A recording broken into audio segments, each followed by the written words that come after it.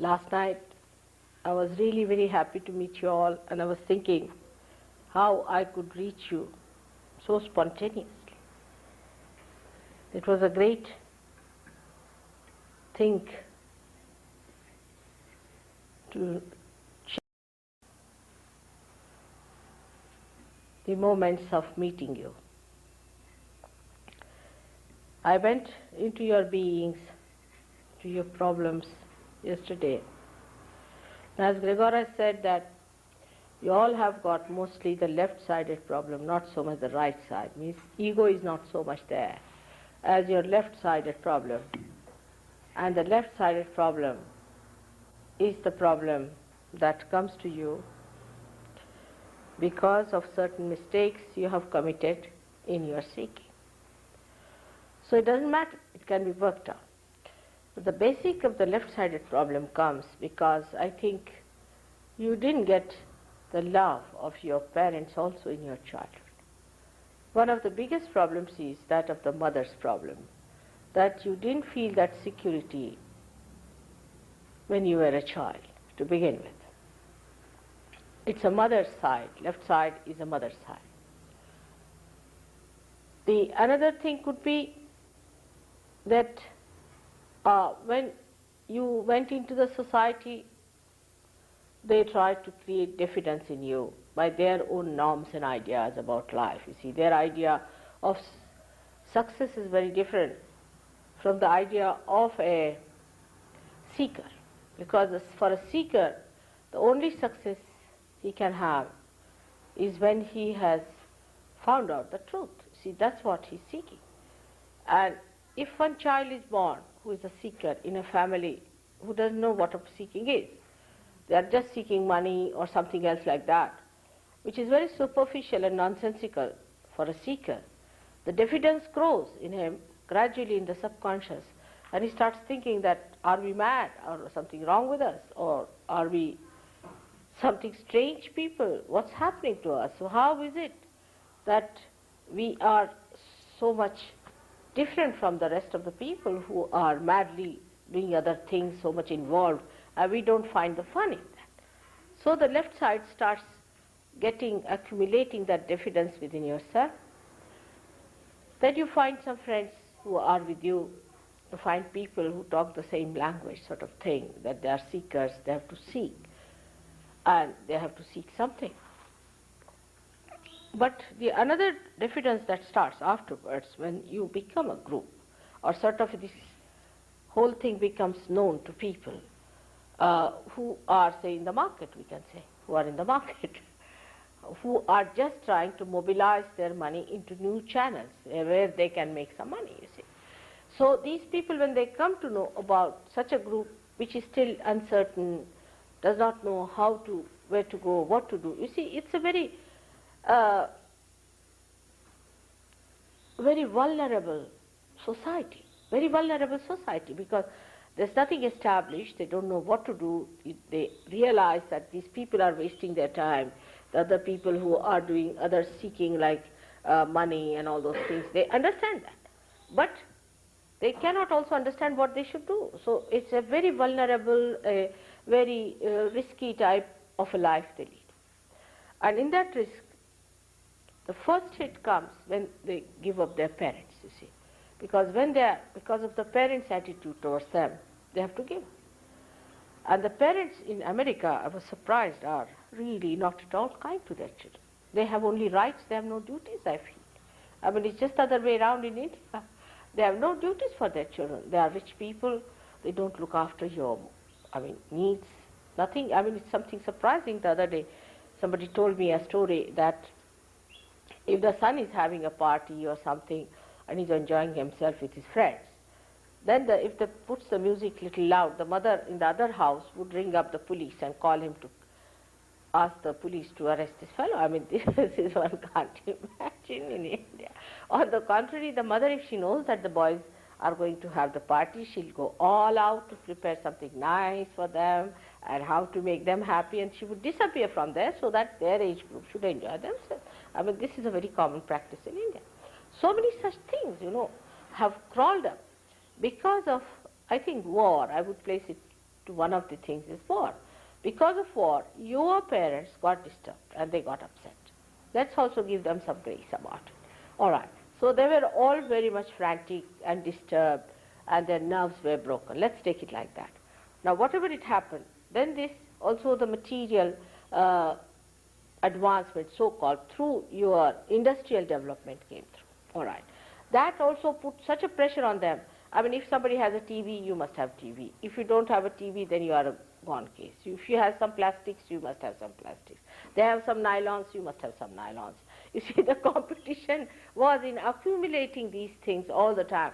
And the machines were trying to create more and more of this nonsense because they are hungry things, you know. So they were consuming all the mother's earth and converting it into all these nonsensical things, which now is a big mountain and is a big problem for you, how to dispose them of. And the people in the household were trying to compete with others in this kind of a nonsensical pursuit. You see, the whole thing was a chaos for you because you are born with a different awareness within you, because you are awakened to a fact that material things are not going to give you joy. And this is what was difficult for you to convince your elders.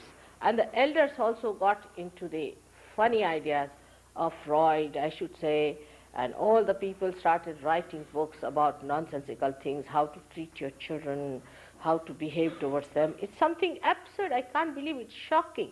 When I hear, I mean, there was a girl in Switzerland, she told me that my child, who was only 1.5 months or something like that, died in his bedroom. I said, in his bedroom? I can't understand. What is that? They said, we don't make our children sleep with us. I mean, I can't understand. I can't understand. How can you leave? I mean, you can't sleep. Your children are not with you. You just can't sleep. You're so worried. And this is something, you see, from the very childhood. If you are left in another room, you feel, I mean, you must be frightened. And I don't know what must be happening to you. I mean, when I give you realization, I'm even worried about you. Now, what's going to happen to these children who have got realization? I have to leave somebody here to look after you, to consolidate it, to manage it, to make you grow, otherwise you may be frightened. It is so. With this, one feels very much disturbed, and whom to blame? You see, you cannot blame anyone. The whole thing we can say it was to be like this, so accept it as it is. But it has harmed you on the left-hand side. So to begin with, in your psyche, I would say the problem started from the time you were born. Now, you took your birth with your choice. You decided to be born to these parents. You thought them to be sane people. Maybe your mistake. And then you took your birth in this great country, which had also some greatness about it, no doubt, which I will tell you now what is the greatness of this country, is why you were born in this country. And then thirdly, that you had to live with your own nature. You could not take to the nature of other people. And the difference between the two, the gap was so great that you just couldn't manage it, you see. And you had to get out of it. And once you are out of your home, you are absolutely vulnerable to these people who are attacking you. Because you are not yet matured enough to face them, you are quite young, and you are suddenly attacked, your innocence is attacked. Then now you should not do this to your children. That is very important. But now the children are going to be very powerful people. Now look at the matured ones sitting here, just like great, grand, old mothers, you see. They are watching the things. Like when I went back, these two boys, one without a shirt, one with a shirt, standing there.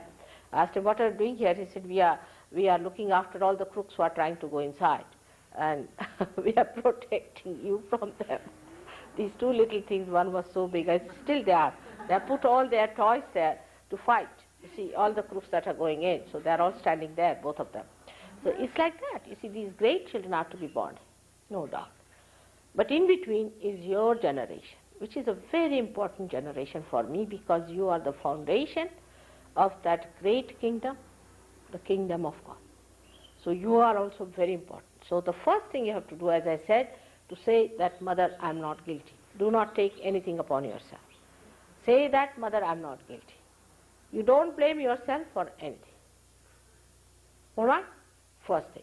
Secondly is that the left side gives you a kind of a diffidence. It's such a vicious circle, you get a diffidence, all right? Because of diffidence, you do not get your realization, maybe. Even if you get your realization, you go little bit coming, little bit going, you see all the time, and you get more diffidence. Then the vicious circle starts. The diffidence again stops your feeling the vibrations. Again you get into diffidence. You start blaming yourself and hating yourself. Again it goes in a very bad vicious circle. So first and foremost thing for all of you is to have complete confidence into your faith that you have to seek something beyond. First, this is the first faith you should have, that you have to seek something beyond, and whatever you were doing in this may be mistaken. Doesn't matter, but your aims were correct. Your aims were perfect and your aims were correct. All right. Now the second thing you have to know in yourself, that you are not all these things like the worldly things that you see, but you are the Spirit. You are the Spirit. Now believe that you are. Do not have diffidence because you have failed so far. Doesn't matter. Whatever has happened, ultimately if you find it, you find it. So second thing you have to know. Second thing you have to know that you are the Spirit. This is the second point, and I was gradually yesterday strengthening your left side, of which you are not aware. Perhaps you think that you are very egoistical. Some people think like that, and that this is the ego. But mostly this whatever ego you had is also finished, because the way they were bumping at it, you see, so it is hurt ego. And it may become a guilt within you. You say, oh, I should not have done this, I should not have done this, I should not have. No use worrying about these things. No use going back onto it. So because of this, you see, the left side, which is a very important side in SahajaYoga, is affected. And it starts right from the Swadhisthana, in the Swadhisthana chakra. As I told you that I am going to tell you about your chakras, but more relating to the left side. Left side, as Gregor has written a book, Advent, in which he describes it as the sin against the mother. And the right side, he says, the sin against the father. Not the mother who has given you the birth, but the Shakti, the primordial mother, the power of God's love. Sin against her is the left side, and sin against the father is the right side. So countries which are developing now, like India, you see, they are trying to develop into your style. They are going to have plastics and nylons and everything, then they'll take to drugs, then they'll become hippies, and then this will happen, and then I'll have to give them realization. Before going all these circles, they are not going to listen to me. They don't want to short-circuit it, you see, so let them go ahead with it. They are now developing. All these countries who are developing, they should come and see you and meet you and know what development has given you. This kind of material you are understanding this so well, but they will not. If you tell them that, they can't believe it. You will be surprised. When I go to India, I have to take nylon saris for them. Though we get very beautiful silks in India, they don't think there's much about it. You see, they think, why don't you bring some nylons for them? So this is what it is. You see, they don't understand. And this is the thing I told you, that the Kundalini is in India, but they are not awakened. You people have realized the value of matter. You people have realized that matter doesn't give you the joy. You have to go beyond it, especially nylons and plastics. At least this much you understand. But you go to any sophisticated Indian family, they'll give you food in stainless steel. Though they may have brass, they think that, oh, stainless steel is great, you see. All the rich people will take out their stainless steel. Even if they will have silver, they think stainless steel is great. Can you imagine? So this is the state in which they are, while you have reached that stage where you do realize the aesthetics of the matter, aesthetics of the matter, you understand. So you have in one side, on the right side, you have achieved quite a lot, I should say, and you should be confident on that style, at least that you understand the worthlessness of all these man-made things. That's something so great to achieve that you want to have something that is God-made. Once you come to that point, you should also know that if you have to have realization, it cannot be man-made, it has to be God-made. Now the left side is important here, so I'll talk about left side, but you should not feel hurt about it because I have to point it out to you to understand the mistakes and the things which should not repeat it. But the right side mistakes are committed, as I told you, in the people who are developing. So I will mention you to do that part, what happens to the right side when we commit mistakes on the right side. What we do is we don't believe that there is God who is your Father. You forget that there is Father above you, and He is the one who is going to look after. So you don't have to worry so much about earning money by any crooked method or by any means without any values. To earn money, to be worried about money, to be worried about your well-being is absurd. Krishna has said, Yoga Kshema Vahamyaham. He said you get your yoga. If you get to your yoga, then you get your kshema, means your well-being. The other day somebody asked me what is the way to Lakshmi. It's first to get to your yoga. Why didn't he say kshema yoga? He said yoga kshema vahamyam. First yoga. First you get united with your divine force, and then your well-being is looked after. It is looked after. Even if I tell you the stories of that, you won't believe to what extent it looks after your kshema also. You don't become Mr. Ford, because that's madness. You become a person who is provided for, who is looked after, and who never feels the dearth that there is no money with you. That's what is kshema is, in which your health improves, material things improve, everything improves once you have got yoga, which is promised by Sri Krishna 6,000 years back. I am not saying something new, it was said about 6,000 years back. So you become a realized soul. By becoming realized soul, you realize that your Father, God Almighty, is the richest man in the whole world. He has everything. From where does it come? It comes from Him. Riches that we think are riches are not really riches. The one He gives you, the one He provides you, are miraculous. These are miraculous things. And when it happens, I'll give you one example for this. Like in London, you see, we didn't have any place for the boys to live in and girls to live in. They wanted to form an ashram.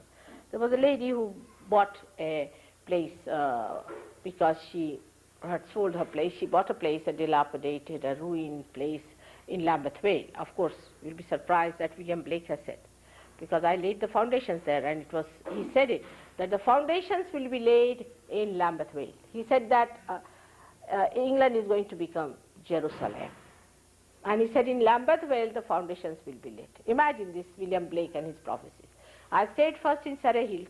He has written that the first beacons will be lit in Surrey Hills. Can you believe this man? How good he was in prophesying. Whatever it is. This ashram could only provide rooms for very few boys and girls, and a big problem for them. So they said, Mother, we have to have some more places to live in. What are we to do? I said, all right, now you pray for it. Just ask. And a boy came with an idea, we should form a co-op. So they were not willing to form a co-op. They said, Mother, it takes 10 years to get a nice place in co-op. It's useless. I said, if he says so, just go ahead. So they formed a co-op. Can you believe, within 1 month's time, they got a huge building with 15 large bedrooms and big halls and all that for them to stay, paying only £70 for the whole building in 1 week. Can you imagine?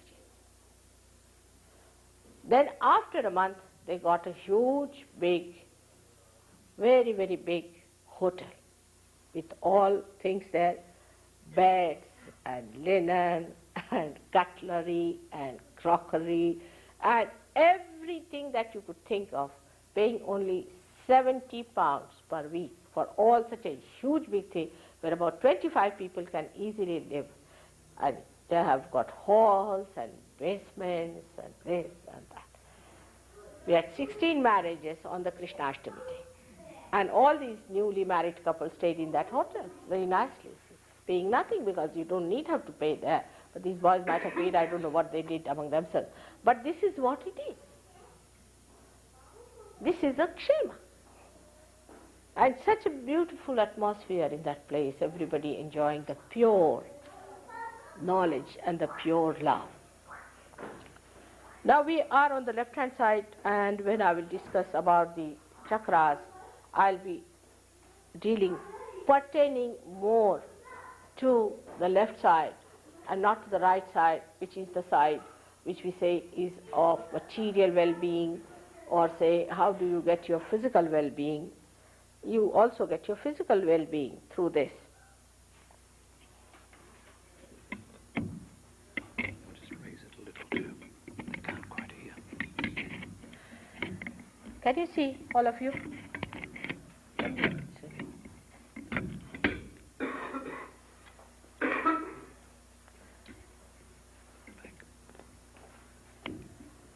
Now, as you see here, the first chakra is very important because you see the connection is established with the left hand. It's a very, very important center. It's the center of your innocence. The first thing God created on this earth was innocence. And this innocence is embodied in a deity whom we call as Sri Ganesha. This deity was created long, long time back, much before anything started on this earth, the Omega and the Alpha as you can call it, and he incarnated on this earth as Lord Jesus Christ. I was told that I have to be careful because there are many people who just don't believe in Jesus Christ. This is a very big conditioning of people because they are born in families who don't want to believe in Christ. Whether you like it or not, he exists, not only he exists, but he is the only one who can really give us the path from here. So the first one is the center of our innocence. And this center of innocence was kept there at a position where it manifests in the growth, our pelvic plexus, which looks after the excretion of the body. As there are four, we can say the petals of this subtle center, in the same way there are four subplexuses for the pelvic plexus. I don't know how many I have done medicine here, but the pelvic plexus has got four excretory subplexuses. One of them is responsible for sex. Now, the idea of sex that has come to us is from people like Mr. say Freud. Now look at his life. What sort of a life he led? He had bad relations with his own mother. He's a perverted fellow. Secondly, see, look at his sense. In his own life, he should see the light of a person. Then, secondly, that he had cancer for years together and he died with cancer. So physically, he was nonsensical. Mentally, he was a pervert.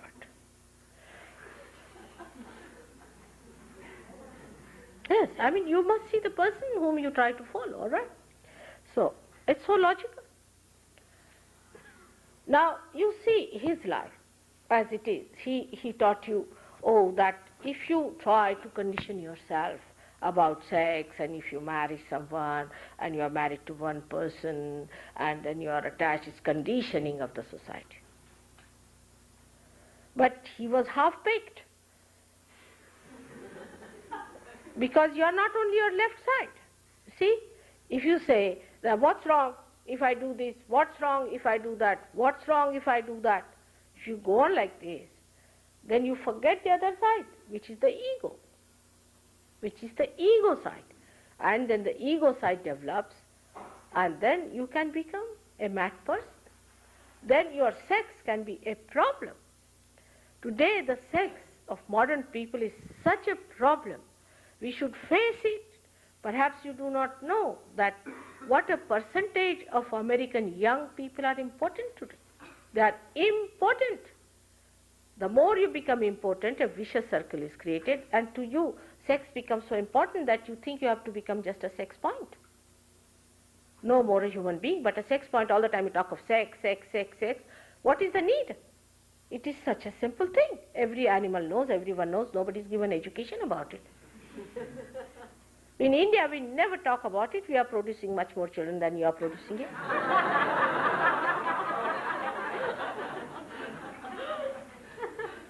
There's also another reason why we produce more children is The load has to be on us because children don't want to be born here. The conditions are so bad. In England, 2 children are killed. 2 children, can you believe it? Is announced. 2 children are killed every week by parents. I mean, I can't think of one parent in India who will do that. One. We have poverty, we have everything. But no mother can kill her own child. I mean, even if she has 12 children, she wouldn't mind. Mind is not the thing. She loves them. She can't afford to lose even one child out of them. I mean, it is another extreme we have. Like, we can even sell our country for our children's sake. We are to that limit. You see, some of the people who are so attached to their children that they don't mind. For their children's sake, they can sell their country. I mean, that's going to another extreme. But I must say that children would like to be born in India, not here. So we are carrying the load upon ourselves. But the main thing is our sex ideas are really being conditioned by this so-called deconditioner. When they say do not condition yourself, actually they decondition you. They think, but they are conditioning you much more by saying do this, do that. You see, sex, you don't have to run away from that. You don't have to get out from that, not at all. But sane ideas must be developed about sex, and you have to lead a very good married life. Married life is the blessing of the goddess on you. It's a Graha Lakshmi. The way you treat your women, the women treat you. The way, I mean, it's a reaction. You see, the men treated them so shabbily, now the women are becoming mad here. I must say they are getting mad. You can't live without men. How can you live without them? It's impossible. If you think you can live without men, you are sadly mistaken. It's a wrong idea. You cannot. And men can't live without you.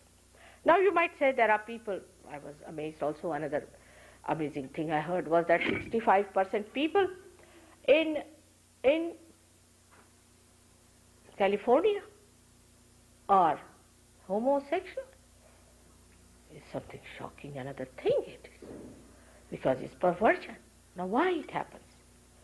I had a boy in New York who came to me, who was like a boy, he had mustaches, everything, was talking like a woman, you know.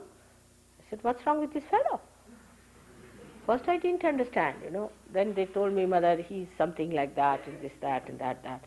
I said, all right. But actually he was possessed by a woman. He was possessed by a woman. I removed that possession, and he said, now I feel like a man, and he started walking in a different way altogether. He changed his gait and everything, and he was walking in a different way. Just imagine, it was just a possession of a woman on him.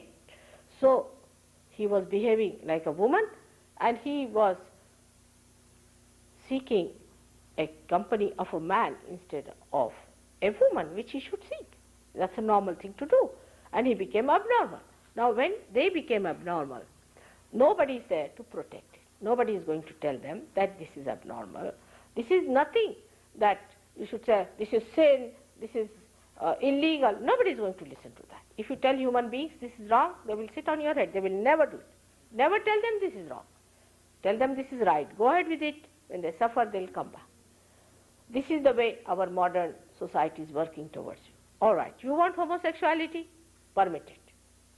You want killing? Permit it. Whatever you want, you do it. Well, they have a feeling behind them that once you allow them to do what they like, either they'll be finished completely once for all, headache is gone, or once they realize they'll come back to normalcy. I think this must be the basics for everybody, not going into it and finding out that 65% people are suffering from such an absurd thing, which is not at all joy-giving. It's never joy-giving. It's just ego pampering. Because some women told me, mother, these men are so dominating and they are so horrid, and that's why we should not have anything to do with them. All right? And they try to push us here and there, and they try to harass us, so we have nothing to do with them. We'll have ladies together. I said, that's not the way. You should know how to handle them. They are very sweet. Oh, they are extremely sweet. You see, you should know how to handle them. They are like children, absolutely like children. But you have to be a real mother to understand them. They are so sweet, you can't imagine. They are extremely sweet and good people. Same about men, I would say, that the way they see the women are sort of dominating them and all that. There are ways of handling the women of that kind also. You can manage that. You see, you have forgotten the sweet methods of romance. You see, now the romance depends on the wig you wear. If a woman is wearing a particular type of a wig, the man falls in love. She changes the wig, the love is finished. These kind of artificial ideas, if you have about your relationship with each other, if it is the hair you like, if it is the eyes you like and all that, it will not last. But the feeling that we belong to each other, just we belong to each other and we have to love each other. Then you don't see these defects in each other, you don't find these problems, not at all. I mean, you need not be with your husband all the time, but you enjoy the separation. And then you enjoy also the meeting. It's not that if you are away from him, then you are bored stiff, not at all. It's a very sweet thing that happens to you and can happen to all of you when you are realized. Once you are realized, you come to such a normal position that the whole thing normalizes, you see, because that's an absolute point. That's the thing that takes away all your imbalances, all your problems, and you really know what is love, what is enjoyment. This Gregor is the one who came here, did all kinds of nonsensical things here, you know. The day he was telling to me the other day that, Mother, you are the master of putting all the pieces together in a very nice integrated manner. And it's true that it is the spirit in you that does that. It just brings back everything that's all looking so ugly and so disintegrated into one beautiful form. And all the romances that you have heard of, now he is such a romance for his wife, you know, he's so romantic that nobody can believe that he's a modern man. A modern man is not supposed to be romantic about his wife. He can be romantic about anybody else's wife, but not his own.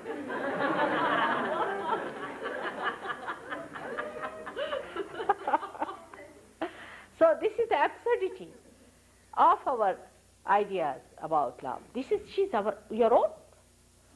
Why not enjoy your own things instead of enjoying somebody else's things? Like in India, you see, supposing you get an Indian, he may be a thug, he may come to your house and run away with your things, you know, may run away with all your things that you have, can't do it. But if you get another one, a Western man in the house, he'll run away with your wife only. You don't know what he will do. He'll talk very sweetly and run away with a wife. And he will think, oh, I've done such a great thing, she loves me, and he is not bothered as to the whole system of the family is finished, the whole thing is finished. Like we had one boy, a journalist, who was 26-year-old, and his friend was 24-year-old, and he invited the friend to his house. The mother was 48-year-old, and she ran away with the friend. And 4 children were left behind, and her father didn't know what to do. She had a divorce, and she got the house divided. The children are thrown to places. I mean, this is absurd. How can you do it? And she came to me, oh, I'm in love with him, Mother. I said, this little boy who is younger to your son, how can you be in love? Are you mad? You must be mad to believe in such a thing. And the fellow was interested in her money, perhaps, maybe. I don't know what he was interested, but they were in love, supposed to be in love. I don't know what sort of a love is this one. See, how can you be in love with your great-grandchildren? It's absurd. You know, this is so absurd. You see these 80-year-old people trying to copy with you, going in a pub and dancing like you with the shaking hands and everything shaking and collapsing next moment. What is there to compete with these young children? You are grown up, you are matured, you are sensible, you are sane, enjoy them. It's a funny thing, you see, in these modernity, we have gone very much away from reality. That's why we are away from joy and enjoyment. All right, so this is it, that sex, it is to be used for its right purpose and to be used at its right point, means at the Muladhara. Christ said one thing. He said, it is written, thou shalt not commit adultery. I say, thou shalt not have adulterous eyes. Because he knew this would happen, and he is placed at that point where he controls the eyes. Nowadays we have started doing sex with our eyes, this flirting business. What do you get out of it? Looking at this girl, looking at that girl, looking at this girl, that girl, what are you getting? Your eyes are ruined, your attention is ruined, you are finished and fagged out. And by the time you have seen 20 girls, you sit down and say, ah. This is the best way to age. And then you go to beauty clinics and try to look younger. See, what is the need to look at these girls like this? They are all your sisters. Have purity in your heart. There is no need to waste your attention so much. There is no need to waste your attention. For an Indian would be looking at the things, and you will be looking at the women or the men. You finish your choice at a point. You finish it and enjoy it. Even in guru shopping you do the same thing. You have come to me now, I have told you the truth. But tomorrow another guru comes in, let's go and have a look. If you have that kind of a frivolous idea about yourself, SahajaYoga is not going to work out in you. You have to settle down with it. You have to work it out. Your spirit is to be completely uncovered and is to be brought into complete consciousness of yours. You should really become the master.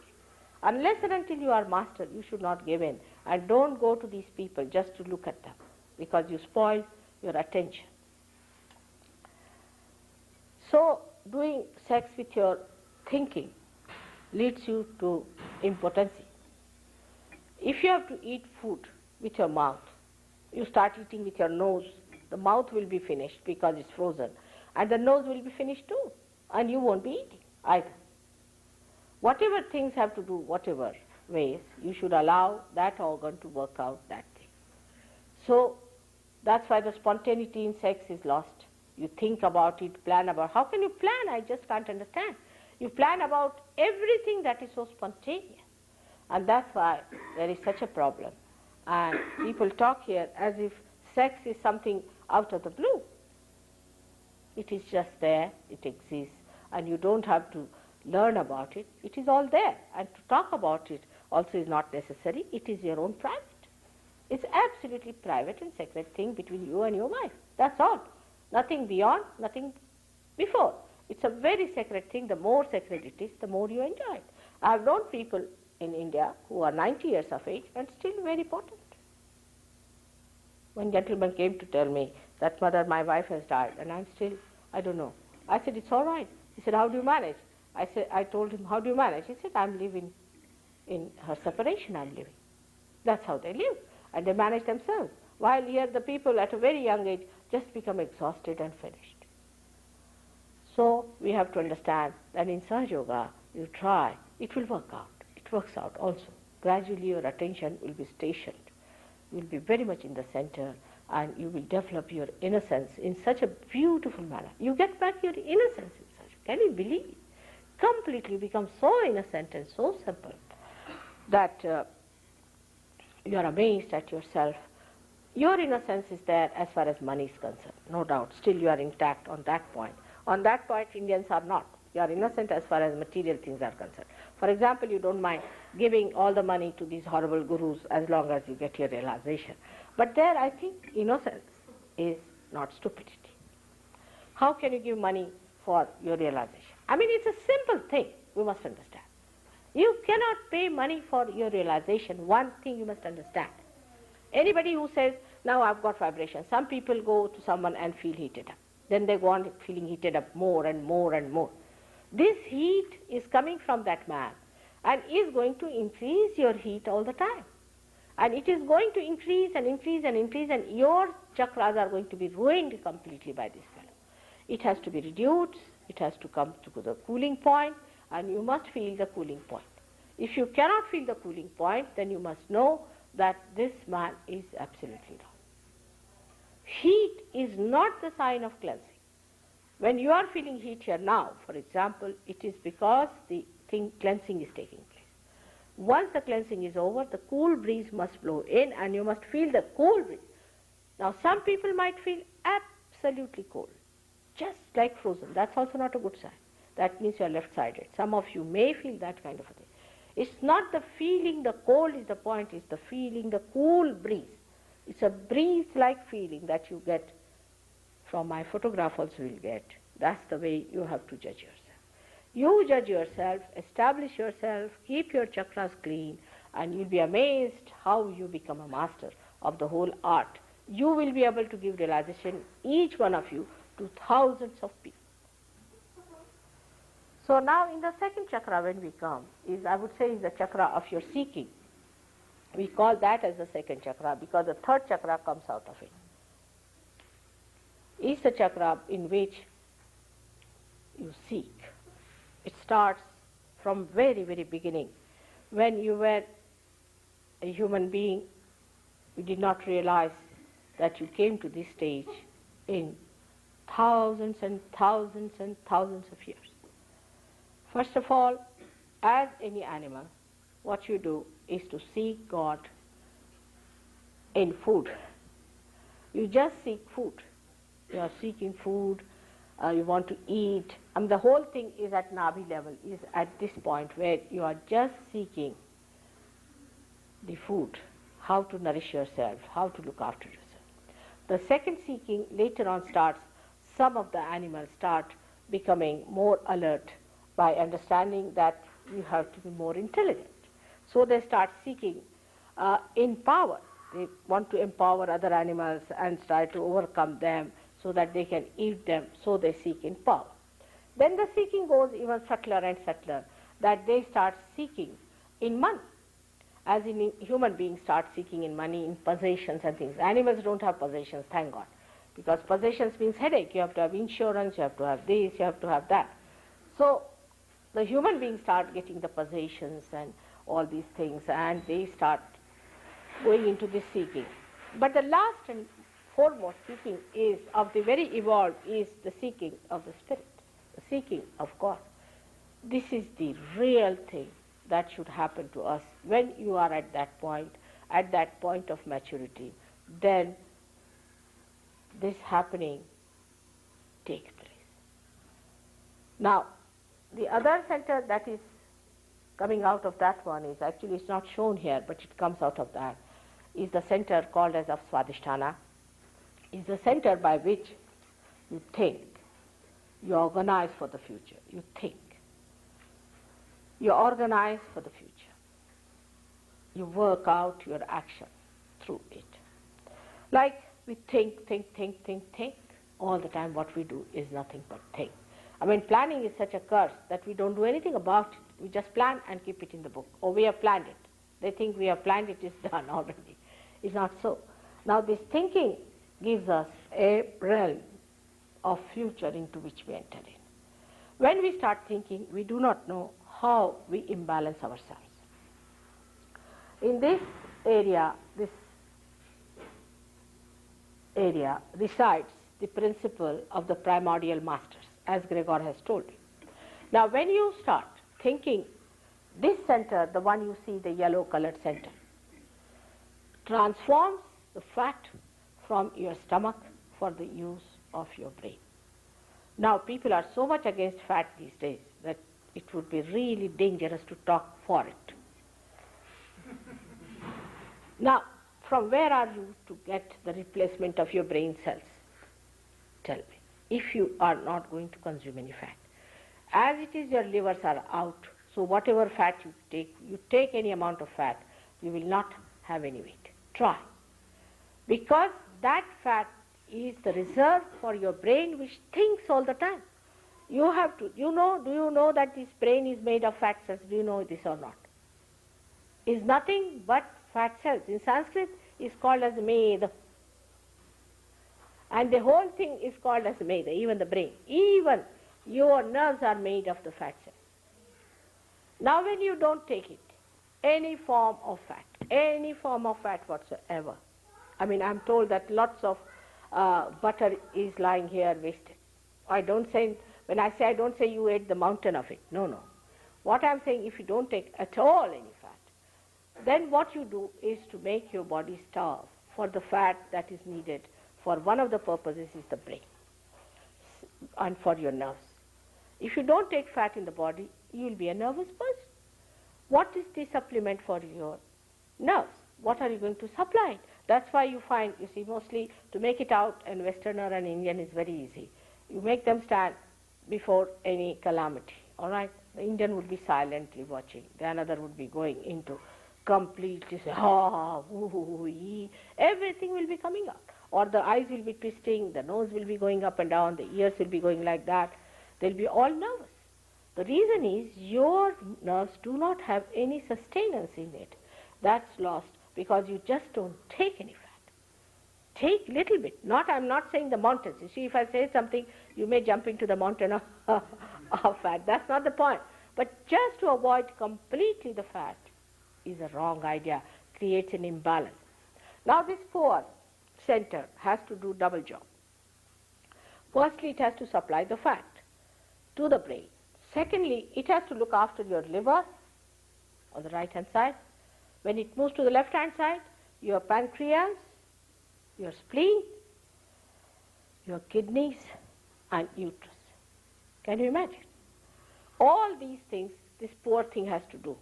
Now if you are thinking all the time, then it is trying to find out all the fat globules it can get from everywhere to supply in the brain. All right. And if it does not get that, then it is a dangerous thing. But even if it gets it, then it is creating a problem for the other organs which it has to look after. That's how people get diabetes. You don't get diabetes because you eat sugar. It's a wrong idea altogether. I don't know from why the doctors have started this kind of a thing. For example, in India, people take sugars, at least half a kilo of sugar per day in the villages, at least minimum.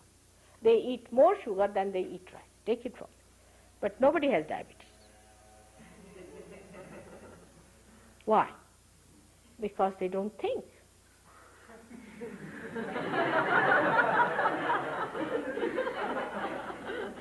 Whatever sugar they take is used for their liver.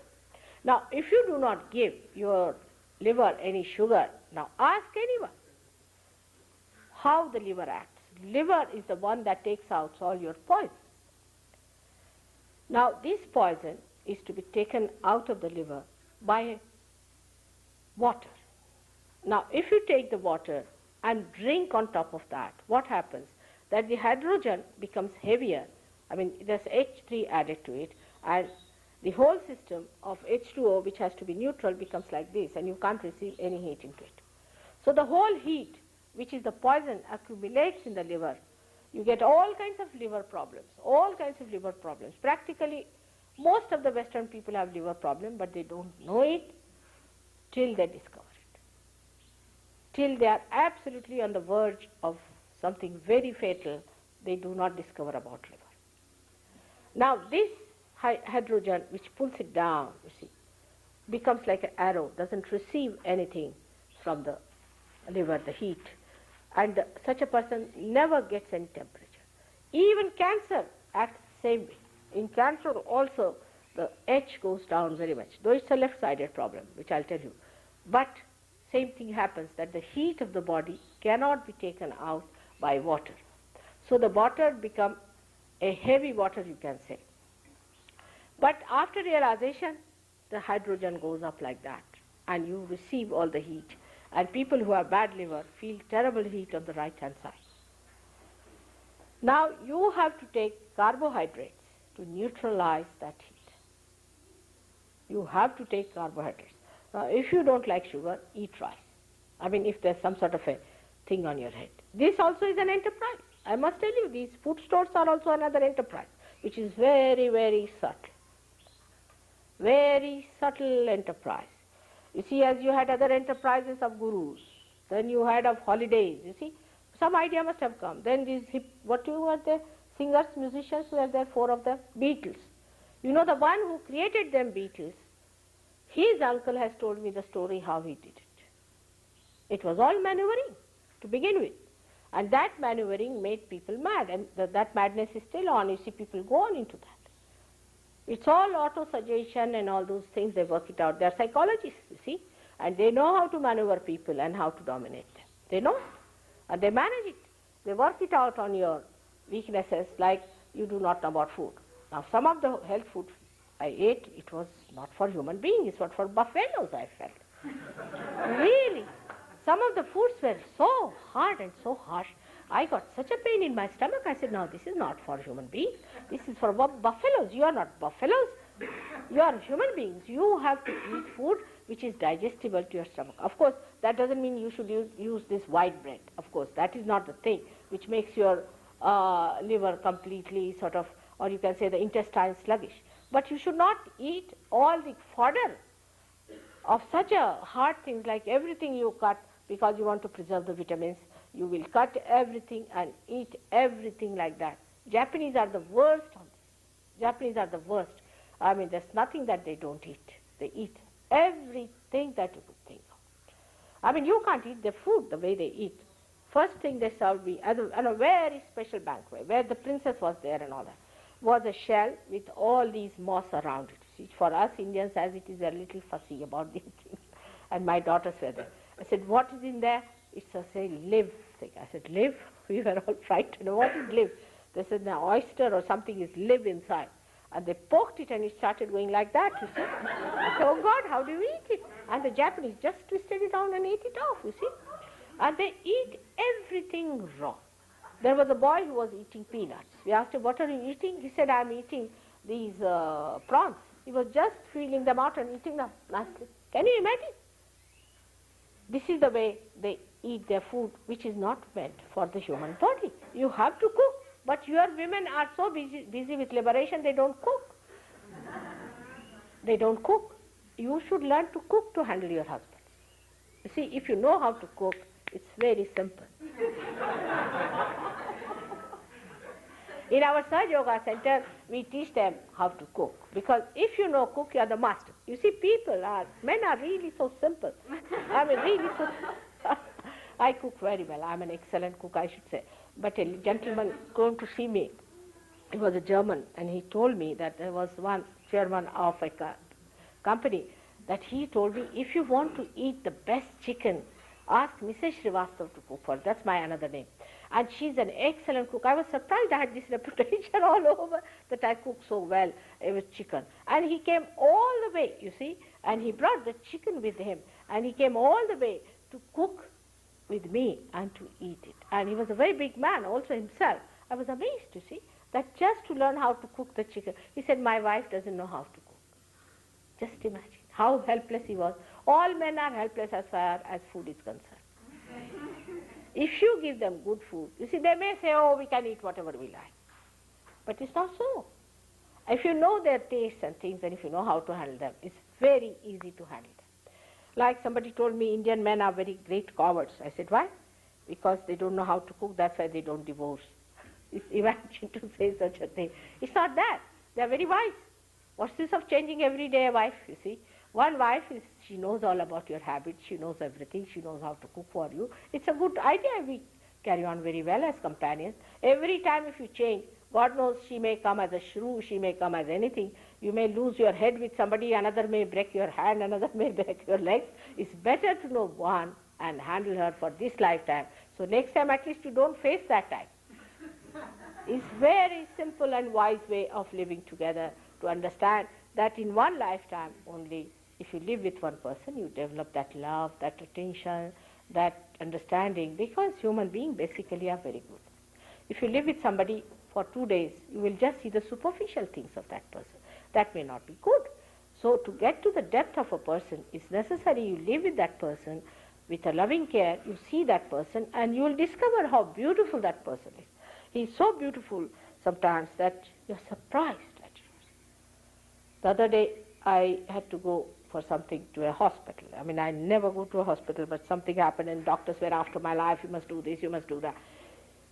And my husband couldn't see that. He was so upset, he had never seen me like that. So he went back to his office, he put his head like this, and he was sitting there, didn't do any work and anything. When he came back, I was angry with him. I said, what do you mean by not being here? I was here and there were other people. But actually I knew what he was doing. So I went and told him, I know you ran away, you coward, you couldn't stand there. He said, it's true, I couldn't see it. And then his secretary told me, oh boy, he was horrid. He wouldn't talk to me, he wouldn't allow me to do anything. That's what happened. So to understand a man, it's such a great thing to love. I don't know if you realize that. It's such a great thing to love, to give. It's much greater than to have. Giving, I don't know if you have tried or not. All my life I've done nothing but giving. And I think I feel so happy about it. The real source of happiness lies in giving only, not in taking it anymore. It's such a great thing to give. Give, give, give. And you'll be amazed you have no dearth of anything. That is what one has to understand. But to think about what things I should preserve, what things I should give, what is there to think? If somebody likes to have it, doesn't matter. It works out. Now, the second center is also of the Lakshmi center, because you asked me how to get the Lakshmi. Now, this is the center of Lakshmi, because Lakshmi is the deity of the center, and the deity actually who is the male side of it with the one who is the kinetic side. The power is the potential side and the kinetic side is the male side. So Lakshmi is the power of Narayana. Narayana is the deity whom you call as Vishnu. That's why Vishnu only incarnates. Because he comes for our seeking, he incarnates to give us our higher awareness. Always the Vishnu incarnates, or the aspects of Vishnu incarnate. And that's how we have been evolving one after another. For example, when Noah's Ark was built, it was Vishnu who came in the form of a dolphin, fish, and saved that Noah's Ark. And that's how we were saved. Then a tortoise form it came in, to make the fishes come to the shore and start crawling on the Mother Earth. Like that, a leader is always born, and that leader is the aspect of God, is the incarnation. Now many will say we don't believe in it. So many are like that. We don't believe in this, don't believe in that, don't believe in that. We believe in this and believe in this. Now how can you say that? First of all, know that you say this because you are conditioned for something. You have a fixation. When you say I believe in it, or you say I don't believe in it, you have not reached your absolute awareness, have you? How can you judge? You cannot judge. So you have to become that. Once you become that, you just put your hands and ask the question, was Vishnu an incarnation? Was it the aspect of incarnation that gives us our realization? You will start getting more breeze, and then you will know that it is so. But this fact about Vishnu, that he exists, you will only know after your realization. When you raise the Kundalini, and if the Kundalini stops at this point of Nabhi, then you have to take his name. If you don't take his name, it won't rise. That's why the mantra is a very big science, to know first of all how the Kundalini is moving. You can say the mantra is like, to give it very gross example, is like a toll that you pay at every point. So when you go up to a gate, now you have to pass through that. Then you pay a toll. But somebody gives you a mantra before realization, it has no meaning. Because you have not started moving as yet. If your car has not started moving as yet, how can you pay the toll? Whom are you paying the toll? You are just paying the toll to the guru, who is nonsensical. You have to go to that point where your Kundalini has stopped, which you can see yourself and feel it. And then at that point, you have to raise the Kundalini higher by saying that particular mantra, then at higher level, then at higher level. How the mantra is to be said, there's a science. This all can become yours in no time at all. And within 1 month's time, you all will be experts of SahajaYoga. Take it from me. When I went to Australia, I was hardly there for a month, I think. And within 15 days, see, these people from television and all that, they came to see me. And they said, are your disciples all scholars? I said, not at all. Who told you that I am scholars? Oh, they know so much. I said, because they have become knowledge now. You start learning from others when you start giving Kundalini, awakening and all that. You start learning what's happening, where is it going, how it is working out, how to maneuver. Unless and until you start driving the car, how will you become the master of the car? In the same way, you have to know everything, working it out, not thinking about it. Then people start analyzing, how can this be, how can that be. It's not analysis, it's actual working. Actually, you work it out, the thing flows from your hand, and you are amazed, oh God, the Kundalini is rising. Yes, you can see it. It's come up. You can give realization. Those who got realization yesterday, today you can give realization. What do you say to that? You are that fantastic. You are that fantastic. But know that you should not be shifty people. They say that Americans are very, very shifty people. And be careful on this character. See, everybody has a sign. Like that, you have a sign that you are shifty, while English are hard nuts. So, be careful. Do not be shifty. Settle down on your own spirit. Work it out. Learn about it and fix it up. I'm happy to see Michael has come all the way from Los Angeles. I was sorry I couldn't bring you the other day. I was feeling very sorry, and to see you here I was so heartened and so happy that you have come here to work it out. You see, that's how it should be. All right. So then we go, I mean, there's so much to be said about every center. And you know that I have given at least 500 lectures in London alone, and there are tapes of my lectures available. I mean, we don't make any profits as usual, but you must not also exploit us by taking the free tapes. You should pay for the tape itself, all right, the price of the tapes, and you can get the tapes from these people. We'll send you, you can copy it and give it to others the way you want to spread it, you can do it. There's no restriction on anything, but one thing is definite, that you should not sell it at a profit. As I do not sell it for profit, you also don't sell it for profit. There is no exploitation of the disciple and no exploitation of the poor guru who is standing before you. Now, so we go to another center which is very important within us, is the center. I don't think I'll be able to finish it today, the whole thing, but at this point I'll stop, and tomorrow I'll talk about the two other centers and the spirit, all right? Tonight. So, this center is the center of heart. Here the Jagadamba, the mother of the universe, resides. The one who is alone, she is alone. She doesn't have any male deity with her. She's alone. She's the mother. And she looks after the people who are struggling in this ocean of illusion. She's the one who is the protector. She incarnates. It's said that she has incarnated 1,000 times, but she has incarnated many a time. Now this Jagadamba is the one who resides there at that point. And when you are a child, say about 12 years of age, she creates the antibodies in the sternum bone, and these antibodies spread into the whole body and protect you from the outer problems. Now those people who have the problem of this, especially in ladies, comes from insecurities in life. If you are insecure, then you get the palpitation, and such women at the extreme can develop breast cancer. If you can re-establish this, breast cancer can be cured in no time. Now, the other centers which are important in this is of the father and the mother on both the sides. Now, the father is on the right-hand side, is governed by Sri Rama. Sri Rama and Sita, who came on this earth, they are not standing in the center, so you can see it very clearly that they are not worried about the evolution part of it. But they came on this earth to establish the right conduct of a person, especially in the political and economic field of life. How to be an ideal, a philosopher, or you can say a benevolent king. He tried to establish the symbol of that, Sri Rama, and those people who suffer from father's problem. Supposing the father has died very early, they have this problem. And the symptoms of that is you get asthmas.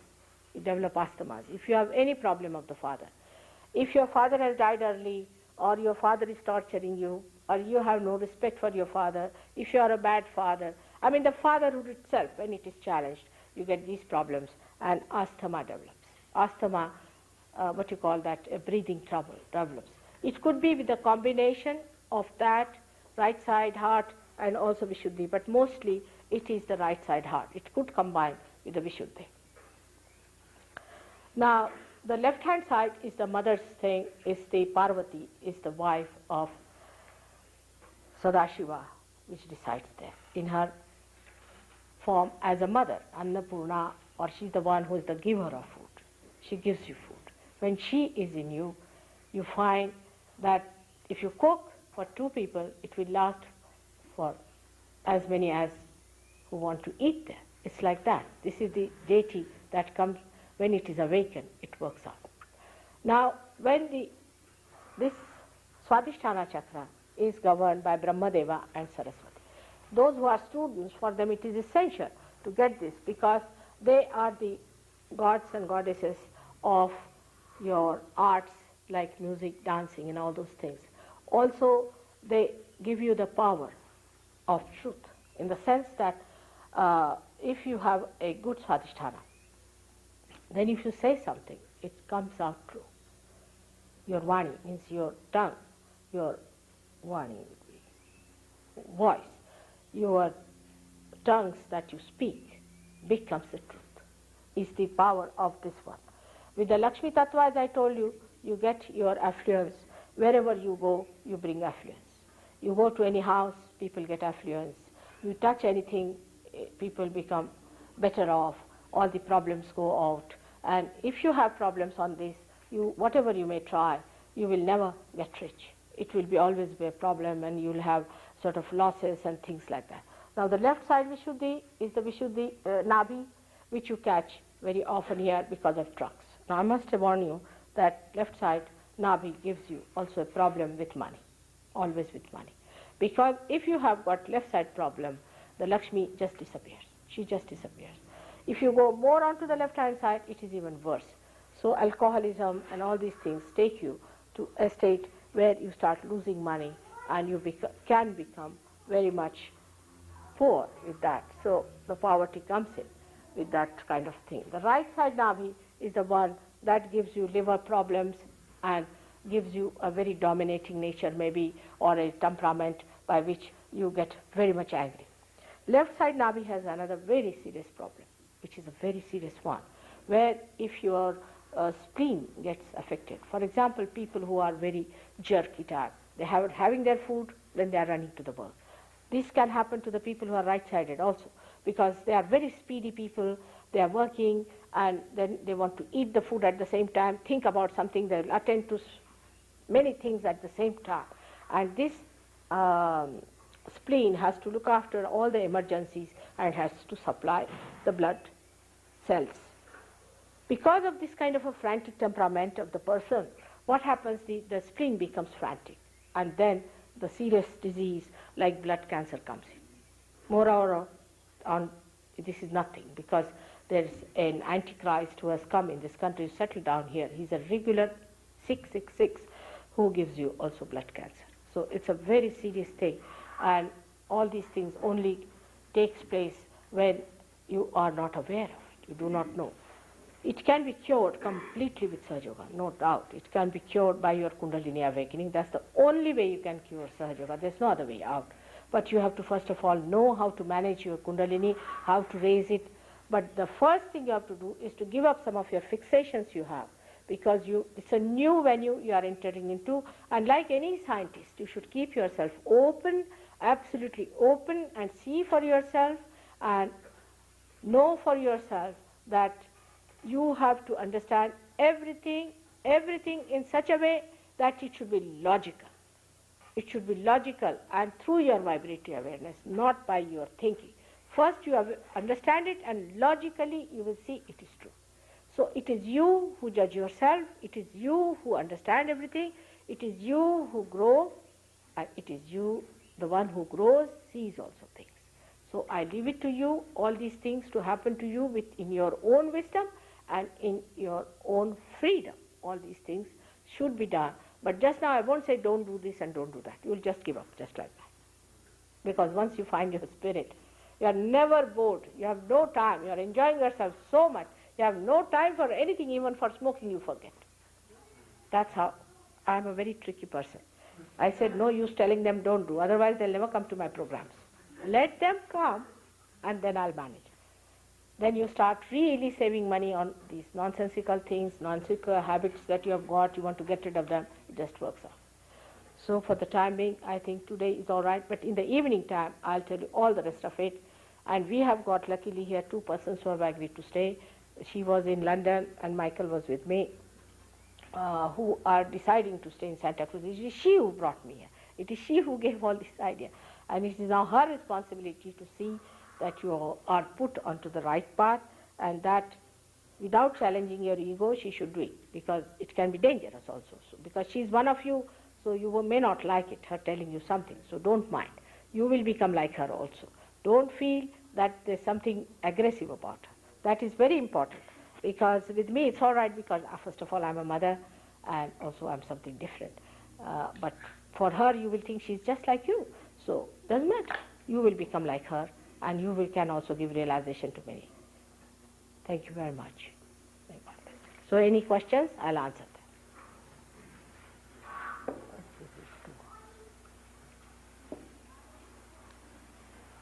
Yes. Yeah. When you were talking about the second chakra, you talked about the one that's green there? No, the one that is yellow colored, you see, which gives us the bite, or the second chakra. But it goes round, it's like a lotus. Have you seen a lotus which has got a stalk? The stalk is in the third chakra, comes out of there. And it goes round all over, it supplies everywhere, it can bend down. So this is a chakra which is flexible one. Swadhisthana, which is actually the Star of David. The Star of David is the one which Moses and all these things, they have built it up. All that, this crossing of this represents the crossing of Moses, the river that he crossed, or the sea you can say. All that is represented here, because it's the sea of illusion you cross. It's the work of Moses himself. The Star of David.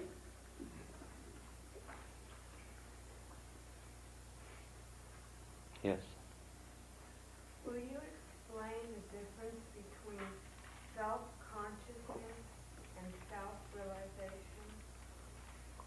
The difference between self-consciousness and self-realization. I don't know what is self-consciousness, but self-realization and self-knowledge is the same. But self-consciousness, what I learned, my own Indian English, I would say, is that you are very conscious of yourself, that you are very particular about your body, and you are, there's another word for that in English language, is that vanity? Something. That's different. Self-knowledge, Atma Bodha, knowledge of the self. One by one, all right. Just one here, one there, then. All right? Huh? Last night I went home. I was here last night, and I went home and did as you told me to do. And I went to bed to go to sleep, and it was terrifying. Why? What happened? Well, I was having nightmares. Yes, you may. In the first day you may have. Because, see, there are spirits around and they will try to dissuade you. What came was an image of my mother, and it was her. She was killing herself. Your mother? Yeah. It can be anything. You see, what happens sometimes when you sleep, I mean, you must have had, first of all, a very deep sleep. That's one thing happens. But when you come out of that sleep, sometimes you pass through your subconscious area in the beginning. And the impressions that you have had in your sushupti, in the deeper sleep, are not there. But you just remember what you have seen in your present subconscious mind, see? And you touch that. But afterwards you get rid of it, no problem. It happens. Also, I want to ask you a question about, you said last night about drinking, and when people become alcoholics, are they possessed by negative forces? They could be, very much. Okay. Because they go to the left side. You see, if you drink, you go to the left side. You are in a vulnerable state then, because you enter into an area which is unknown to you, is the collective subconscious. And people can attack you, see, which is possible. Like Michael himself will tell you, he was, after realization, he started seeing them the way they were there, and he could see them. And then he could fight them better, because if you become something else, you can fight them better. Otherwise they are in you, till you become mad, you don't know, they are there. Also, is that passed on from mother to child? Very much. Very much. Very much, no doubt. You see, you share them even from your friends sometimes. That's what people don't know when they deal with other psyches and things like that. They don't know that there is a way of protecting yourself from this. You have to protect. It's very subtle. They are just like diseases. They spread and they can attack you. They can get into you. It's very simple. It happens. Like I'll tell you, he and his wife, now they just announced their marriage. And she has been to some clairvoyances and all that. They were all in her. She didn't know. She got the realization all right. The day the marriage was announced, they couldn't bear it, that happiness of the of his wife. You see, so they all came back on. And she got so possessed, she started looking like a man, talking like a man. It was a big problem. They had to come to London to get it all right. Yes, they are there. You can find it out. No difference. We know the method of doing it, all right? So just don't worry. It will all. Yeah, one by one. Now, Yes. this gentleman, what have you to say? Yesterday you talked about your body as the temple of God, and I'm noticing that you're drinking Coca-Cola. I'd like you to comment on what is it that you like about It's Coca-Cola? perfectly all right with me. I can even take poison. No problem. You don't compare yourself with me, all right? I have to take poison also. I have to do all these things. So don't compare yourself with me. But this Coca-Cola is not so bad as people talk, I can tell you. It used to be very bad before that they were making about, say, 2 years back. I couldn't take that. But there's nothing wrong with it. I think it's sort of also I feel, I don't know, but maybe some sort of enmity is sort of an enmity that it is very popular. Maybe people are trying to say something. Because nothing goes wrong with me when I take it. If it was poison, I would know it's poison. But there's nothing so wrong with it. Because you see, I don't know, whatever they give me, I drink. I don't mind. But of course, not the alcohol. Even if I take alcohol, nothing will happen to me, but I would not take it. Because I don't need it at all. I'm already in the spirits. I don't need it. But now with taking, I don't think that's wrong in this Coca-Cola. It used to be bad once upon a time, I would say about a year back or so. I never liked it. But now I don't mind because something they had it in it, is they've removed. There was some sort of Too expensive to put cocaine in it now. Now I don't think they put any cocaine. Oh, they must be putting cocaine. They used to. Now this is it, all right? So there's nothing wrong with it. The commercial. Yeah. They must. Yes. Now how many questions? The fellow there, yes. No, this one is first of all Which with one? respect. Okay. Because I told you.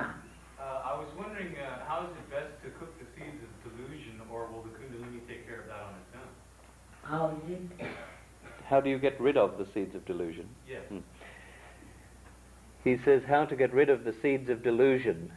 Will Kundalini look after that? Of course. That's what I'm saying. Once the light comes in, that all goes out.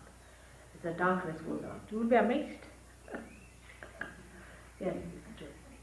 Yes. Now what's it, Michael? Now you have asked me so many questions before. Still on, huh? Let the others ask. Now what is it? You can come home and ask me now. What Yes. is it? Yes? Yeah, Mataji, so you manifest yourself in dreams? Pardon? Does she manifest herself in dreams?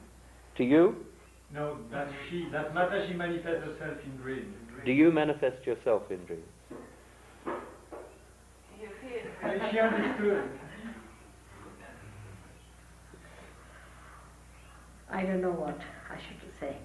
I do so many things I cannot confess them to you. I'm sorry. It has to be done. What to do? There's some way of communicating. Your television wouldn't take me on.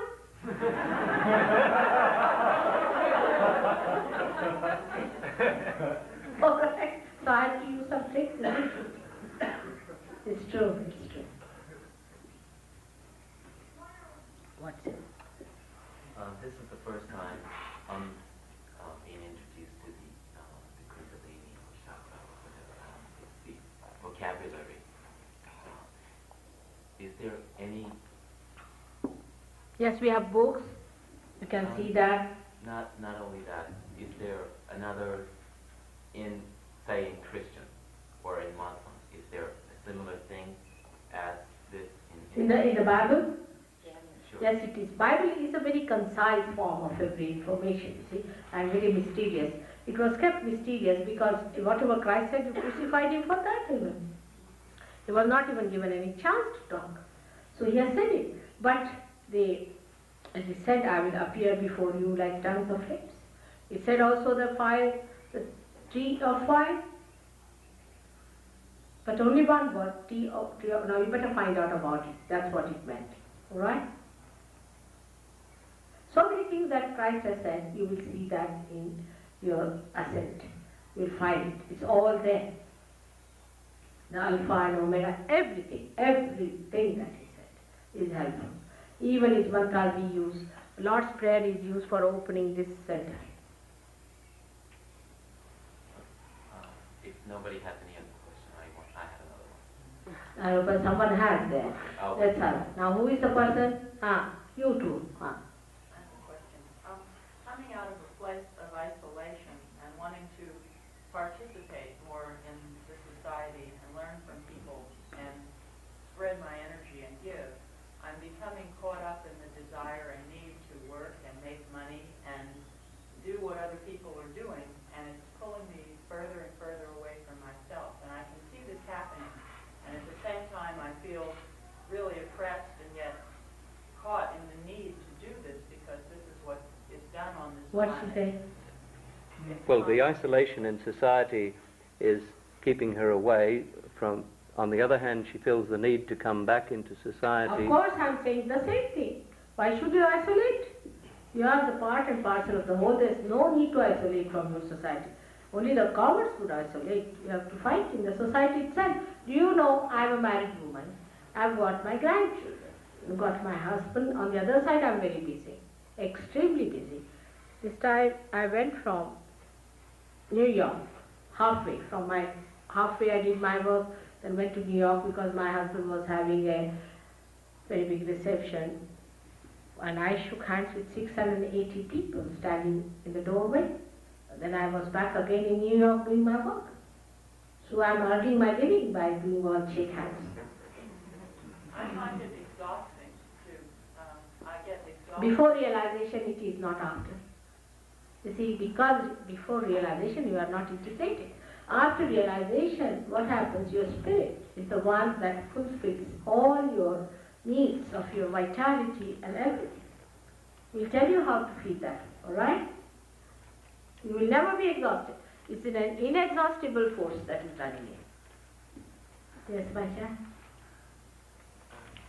In your path, how does realization happen? Are you a Shaktipat? What is it? Do you transmit energy? In your path, how does realization happen? Are you Shaktipat? You see, if you ask these questions, I'll have to tell you something, which I do not know if I should tell you. Because in fact, one has to learn that whatever people try to tell, they were murdered and killed and also crucified. But I'm doing something great, must be. Must be something about me also. Better you discover it yourself. Because if I tell you, then first of all, it may that you may shun me. And it could be quite different. But let me appear before you as you are. I'm just like you, for example, for the time, all right? But must be something about me, isn't it? Has to be. But it's better that we are congenial to each other and understand each other at the same level, all right? Do you do that at the end of the program? You do. Do you do it at the end of the program? Yes. Yes, but don't call it by any name, all right? Otherwise, it could be compared with other things. Like people have started doing Shaktipat. Any Dick, Tom and Harry is doing that. Yeah. My energy has changed completely since last night. I just felt really light and weightless. And almost as if my body could just disappear entirely. Almost an ability to be invisible. And when I was being attacked, I couldn't feel it into my body the way that energy would have come in before. What did she say? Well, she's just describing her experience since realization last night, that she feels very light, that she feels that any attack she can be shunning off. But in any case, we'll tell you how to avoid any more problems, all right? How to get out of your house completely protected and how to put your attention on your spirit, because that will give you dynamic powers. I mean, dynamic powers. Absolutely dynamic. You don't have to become recluses, nothing. You are not going to be frightened of anyone. Yes? Mataji, I've been hitchhiking around the country since 1969 and sort of being a sadhu, self-made sadhu. And I feel like I don't belong to the nationalistic countries and nations, and I feel like a prisoner here. Oh, I see. And I would like to know if there's anywhere on the face of this earth that people can live in freedom from the nations, if we do not choose to live the way that society lives. Well, he's been a self-made sadhu wandering through the US, and he doesn't feel part of this society. He wants to know, is there anywhere in the world where you can feel a part of society? No, I don't want to be a part of My it. child. No? I Sorry? agree Sorry, with just a moment. you that you feel that way, you see, because of certain things which alienate you. No doubt, I understand that point very well. But you'll be amazed when you will see that in this society only, we are going to create a new society. How can you leave your brothers and sisters?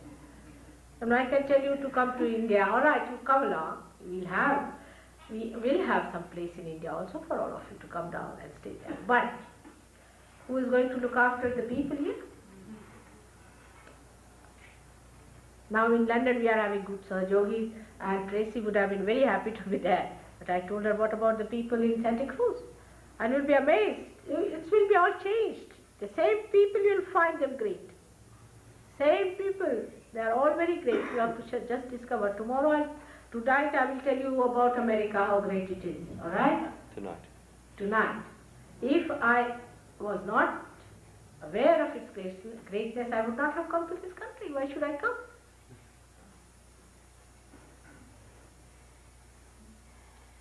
Yes.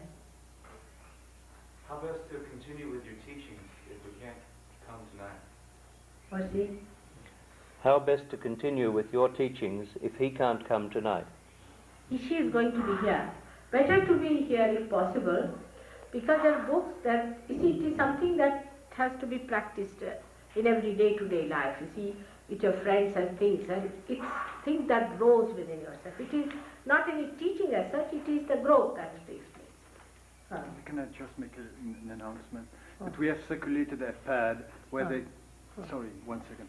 We have been circulating a pad so that everybody who is interested can put his address, so that we can get in touch with you again. With your telephone number. Where is this pad now? Has it reached the end of the crowd? It has not circulated. So please, it will stay with Harry. Harry, will you please get up just so that people can see you? Okay. And before leaving, please leave your address and phone number. And if you cannot come this evening, we will go back to you. Are you all right? I mean, that's practical in short words. Now you don't do those exercises, all right? Yeah. Yeah, you'll be all right. Yes. Yeah. Right now in this country we have some very powerful men who have the ability in their hands to destroy all the planet through nuclear warfare. It's as if they are deluded by demons. And I would like to know, what is the role of the yogi teacher in representing the yoga of light to these people? What does it say? Well, we've got very powerful people here in America, and he's worried about the power that these people have. He's likening them perhaps to demons, and he wants to know what in yoga and in yogic terms we can do about it. As I told you yesterday, leave them to me, all right? I have dealt with them, all of them. I know how to deal with them. Everybody is getting sick. That's the beginning. Yes. I also heard that great yogis have incarnated in America. What is it? Say again? I also have heard that great yogis from the past have incarnated in America now. He's also heard that great yogis from the past have taken birth here in America. Yes, it's true. Young children. You see, one is guarding outside. Your daughter again, the one who was sitting on your lap. Tremendous, isn't she? Like a grown-up lady. See, looking at everyone. Yesterday, those two girls who walked in. There's one coming in now. Oh yes, very great people are born, no doubt. No doubt about it. You should become a father of one of them if you want to. All right, good idea. So we have to have good married lives, first of all. You see, they won't be married to people who do not have good married lives, isn't it? So that we have to have first of all. So the second stage would be to marry you all.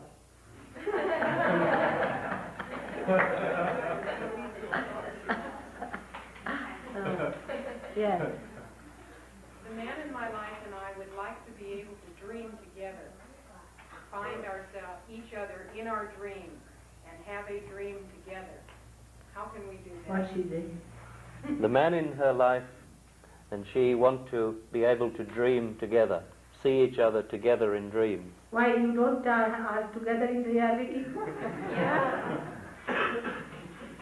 That is the dream itself. Reality looks like a dream, you know. It's so beautiful. Best thing is to be in reality. Everything in reality, in present, every moment. Every moment of life is dynamic. We don't live in the present. We live in the past or in the future. This would be living in the past or in the future. Just enjoy what you have. But I cannot just say that it is happening again. I would say it's happening. I cannot just say you be in the present, it won't work out. It's a brainwashing that. No, it has to happen. Right?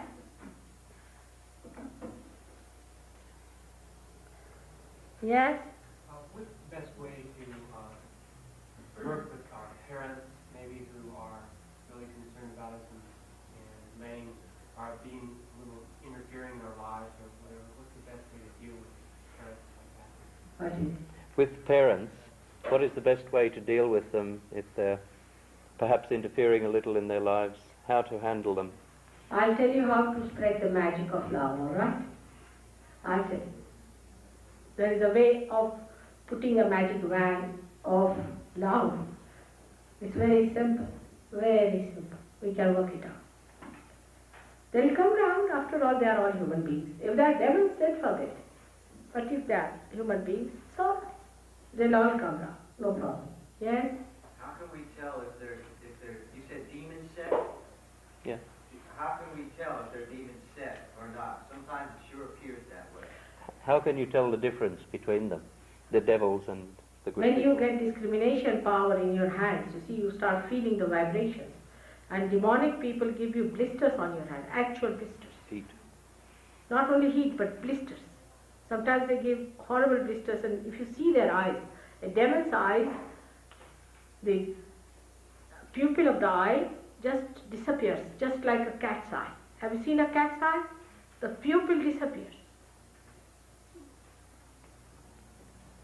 Even as a human. They look very powerful in their eyes, it's sort of hypnotic. But if you look at them steadily, their eyes will disappear. Sometimes if you touch them, they will faint.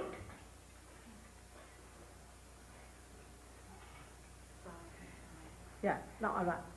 Yes. I want to continue hearing about the second coming of Jesus and Bible prophecy and how accurate that is, because you mentioned the Antichrist, and I have this definite feeling that something very heavy is going to happen, and a lot of people feel it's going to be like a heaven on earth, but there will be a massive destruction first, and maybe Jesus will only be a mental hallucination, that he will not really return, but I have this sense that something's going It's correct. You say it's going to happen, but don't ask for it just now. Let us work it out. See, let's say as many as we can. It is going to happen. Has to happen. The last sorting out. Then nobody is going to tell you, comfort you, redeem you, nothing. It's just going to happen, the last sorting out. You see, so we are just to enter into the kingdom of God, then we'll knock our doors and we'll be happy. Yeah. All right. So don't worry about the destruction. The rest of it, whatever is to be destroyed, has to be destroyed. But that's not you, by any chance. Yes. I've been taught that in my spiritual life, that in all our spiritual lives, there's a difference in your handedness. Say, left-handed people think a little different than right-handed people. I was wondering if in your teachings there is any difference in the handedness of people, or does it have any bearing? Does the left-handedness or right-handedness of a person have any effect? I mean, when you are left-handed or right-handed, you mean to say? Yes. No. Does it have any difference with? No, not at all. No. But you see, the left-handed, right-handed, and the central part, three things are there. But it's a permutation and combination. The human beings are made of permutations and combinations of these three gunas. You see, these are three gunas, the three moods of which we are made of, but the permutations and combinations of that. So, but this left-handedness of physical side, you mean to say, has nothing to do. All right? When you talk about left and right side, I assume you're talking about the opposite brain hemisphere. Yes. You see here, the ego and the superego. I mean, absolutely nobody is left-handed and absolutely nobody is right-handed. But by our habits and methods, we go more to the left or to the right. You see that our style is to go to some extremes we go, and that's how we are. When you say to the left side, you're talking about the right brain. Yes, of course, the right brain. It goes to the right side, but it is actually placed more on the back side. From here it starts more on the back side. And the right-sided one, though it is placed here, it's placed like that. Somebody who hasn't asked, just a few more. Somebody who hasn't asked. Several places in the Bible, Jesus referred to a return, and I don't know if the scriptures are explicit in calling it the second coming, but on the Mount of Olives he told his disciples that many shall come in his name claiming to be him, and many will be deceived. Brother will turn against brother, and nation against nation, and you hear of wars and rumors of wars, and there will be famines and pestilences and earthquakes in diverse places. See that ye are not troubled by these things, for they must needs be. It says, many false prophets shall arise and shall deceive many, and were it possible, even the very elect of you. He's just quoting from the Bible. I'm quoting from Matthew 24, Mark 13, and I believe it's Luke 7 also. References to something cataclysmic and the return of the Son of Man, who shall come with great power and glory. 11 Rudras, you see? They are called as 11 Rudras. These 11 powers of destruction are called as 11 Rudras, which I will tell you tomorrow. Where are they placed within us? My question is, how do you recommend people to distinguish between that which may be a true prophet and that which is false prophecy that comes from things that look good but inherently are not good? That's exactly the thing. I want to refer to, and I say this, hopefully non-judgmentally. I have been told by disciples of Sun Myung Moon, by disciples of Guru Maharaji, by followers of Love Israel. I know all of them. I've been told by their disciples they all say the same that thing. Their master is the return of Christ. And the Bible tells me if a man comes to you and says, go into the desert for Christ is there, or out on the mountain, don't believe it because it's not true. Now, can I tell you now, what you are telling is, I understand, it's true that they all say the same thing. They have to say the same thing. See, the false people have to be exactly like the person who is a real person. Now, how to make it out is the problem. The problem is how to make it out, who is true, who is not. You were not there yesterday, were you? No, that's the reason. You see, you have to repeat it now. But I told them at the very outset how to make it out. First of all, you go to any god. For any god's work, you must know you cannot pay for it. First of all. Because such a person will talk of righteousness, of holiness, of sacredness. And he himself has to have that. Thirdly, first is the money. It will hit on money. If you just say one point, even is sufficient. Second, what have you got? Say, for example, if there is a Guru Maharaj's person. Horrible, I wouldn't call him that, I call him Rakta Bij, all right. Now this fellow, if his disciple is there, all right, you see from this disciple. For example, if he says that he's got something, then you tell him, can you say, what's the matter with my chakras? Ask him. Can you say, what's the chakras, what's the matter with your own chakras? Now these people know, they will tell you where is it. They can raise the Kundalini. They can show you the raising of the Kundalini. With your naked eyes, you can see the raising of the Kundalini. Not in all. Of course, if you are a good vehicle, it doesn't happen. But if there is obstruction, you can see. You can feel here, on top of your head, the thumb. Actually, and you don't just jump or do anything, but you see the cool breeze coming out. It's the cool breeze of the Holy Ghost that you have to feel. After getting that, after you get it, I mean, it cannot be forced, it cannot be said, it is you who have to find out. You have to find out. You have to. Alright, then when it has happened to you, you see, ask the question. Everything can be found out by asking questions. Ask a question. Is there God? You get the cool breeze in your hand. Quite a lot of it, if you are a realized soul. But if you say, is this gentleman is a realized soul, you will get heat or your vibrations may stop, or maybe you might get blisters. Your awareness becomes empowered with that discrimination because of this cool breeze of the Holy Ghost flowing through you. You start feeling it all pervading power around, which you do not feel before. So when these people talk to you, you should know what have you got yourself. Alright? This is the main thing. What have you got? Now, as she said, we'll teach her how to give realization.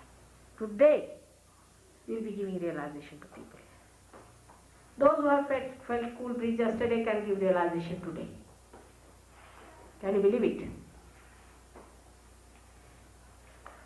Those who felt the cool breeze yesterday and today also they are feeling it should come this side and they will give them realization.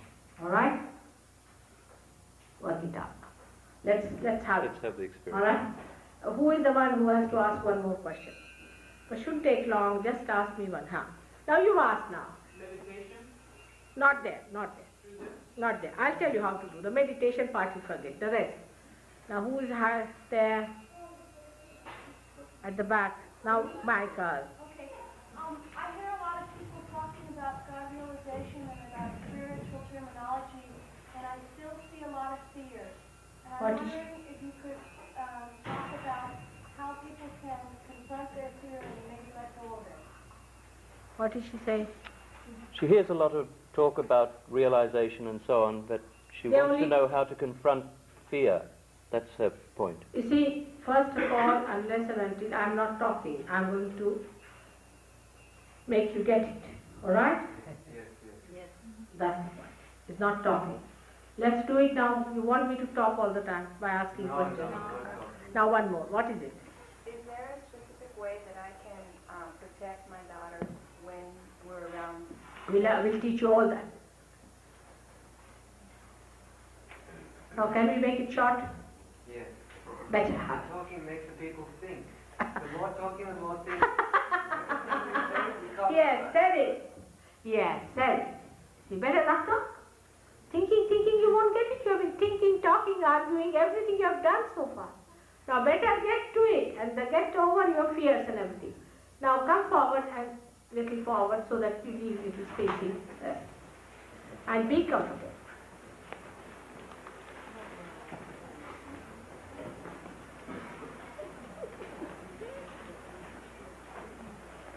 All right, sit down.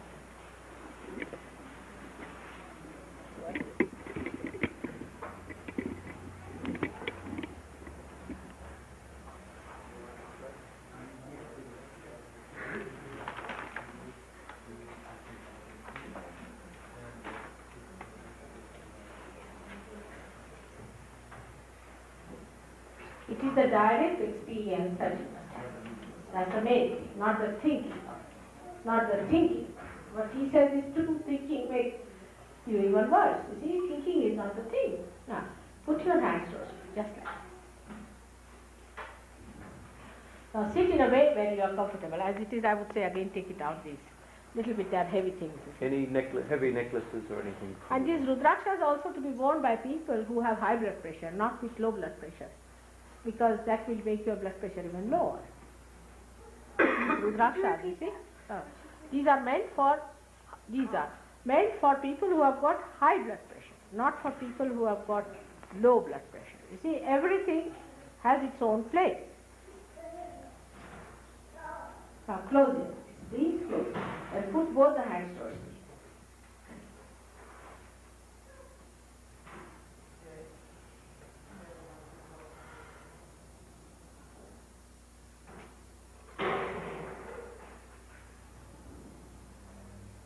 Close your eyes.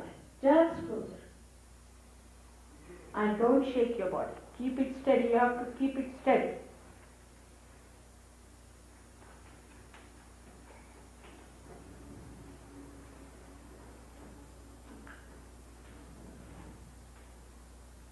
Steady yourself. Steady. Steadiness is the main point. Now your attention, you just loosen it. Loosen your attention. Do not fix it into any point whatsoever. But if you can't help it, then you can put your attention on top of your head, but not anywhere else. Do not fix it anywhere. Keep it loose. It will just work out.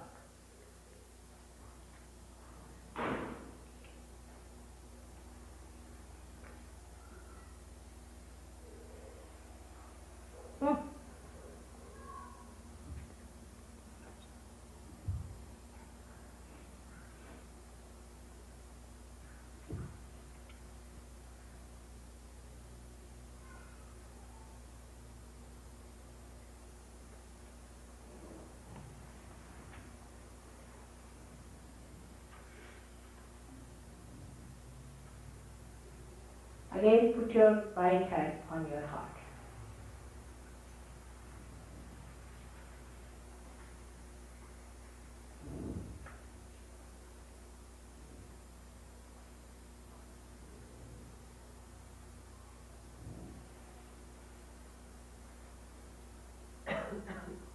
And ask the question, Mother, am I the spirit? Just ask the question.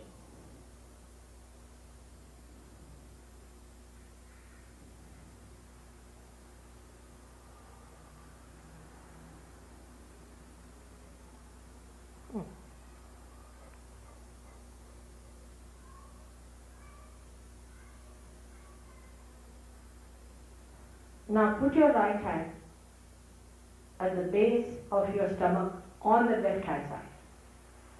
It's the Swadhisthana chakra on the left hand side. Is just on the left hand side. It's very important. Now ask the question, Mother, am I the pure knowledge? Or make me the pure knowledge. Just say, Mother, make me the pure knowledge. You are.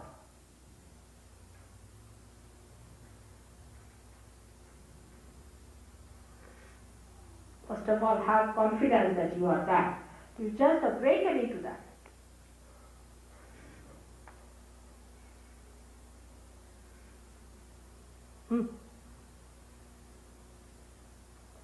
Now, go little higher in the stomach, above the ocean of the spleen. So you know that?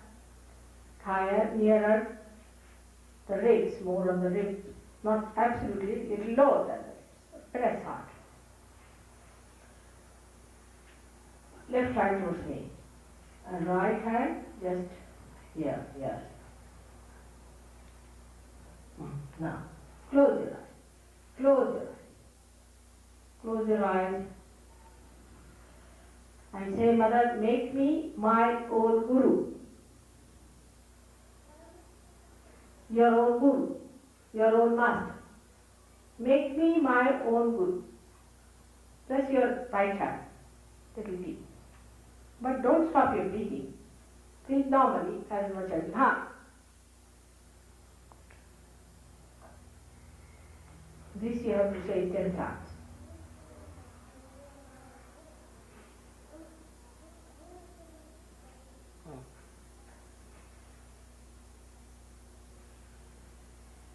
From your heart. Make me my own guru. That really gives you the discrimination.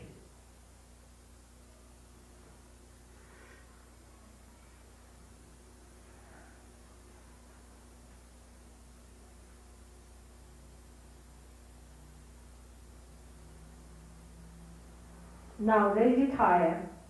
Put it at your heart level. Left hand should be towards me as if you are asking for something, alright? Just like this. Straight hand. Now at the heart point, just say, Mother, am I the spirit? Please ask me, Mother, am I the spirit? Just ask. Most of you will get cool breeze at this point.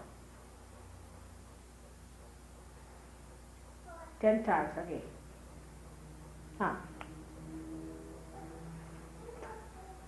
So many are getting it. It's very cool. It's very cool. Good. Just ask, Mother, am I the spirit? 10 times. Good.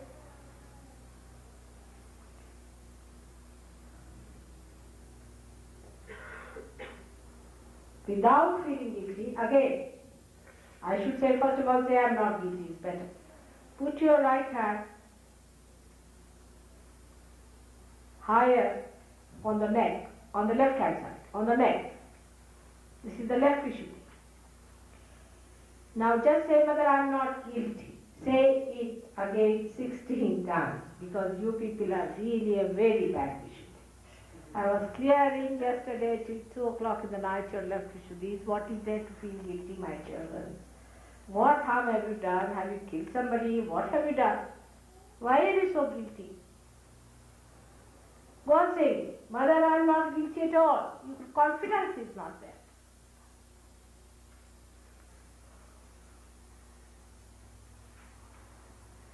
Unnecessarily you are definite. Left side, yeah. Just not to be guilty at all, alright? If you feel guilty, you are punishing yourself for nothing at all. Why are you punishing yourself? Just say, Mother, I am not guilty. Put your right hand here. Close your eyes properly. Put it down here. See, there must be a kind of a lump of your so-called guilt. All myth. It's all mythical. It's a very, very big myth you are carrying on and feeling sorry and suffering. What is there to suffer? Just say, Mother, I do not suffer and I have no guilt of any kind. I am very confident and I am a seeker and I am going to enter into the kingdom of God.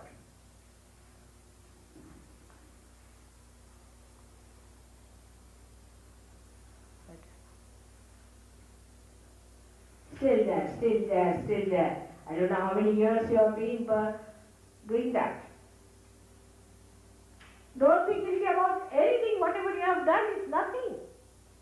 I'm talking about the ocean of love, the ocean of forgiveness, the ocean of compassion. And what is your gift? Not even a speck.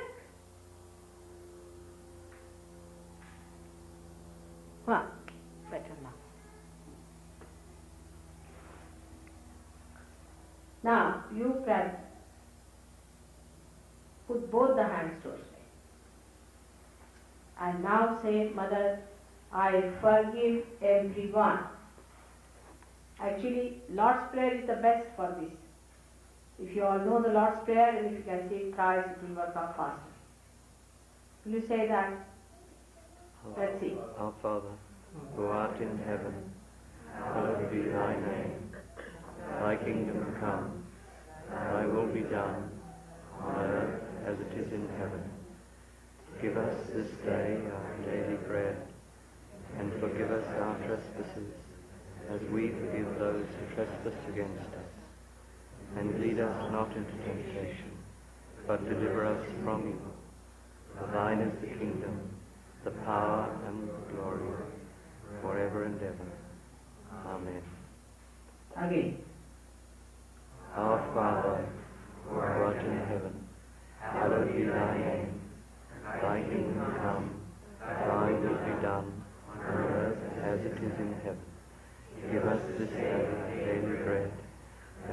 forgive us our trespasses, as we forgive those who trespass against us. And lead us not into temptation, but deliver us from evil. For thine is the kingdom, and the power, and the glory, forever and ever. Amen. Our Father, who art in heaven, hallowed be thy name. Thy kingdom come, thy will be done, on earth as it is in heaven. Give us this day our daily bread, and forgive us our trespasses, as we forgive those who trespass against us. And lead us not into temptation, but deliver us from evil. For thine is the kingdom, the power, and the glory, forever and ever. Amen. Now ask for your realization. You have to ask. I cannot just give you without your asking. As I said, your freedom is the most important. You have to ask. Put your both hands towards me and say, Mother, please give us our realization, or please give me my realization. You have to ask for it.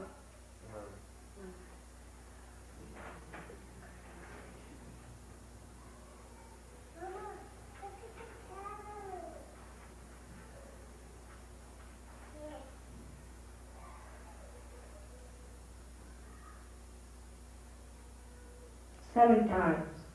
There are 7 chakras. Just ask for your realization. It is your right to ask.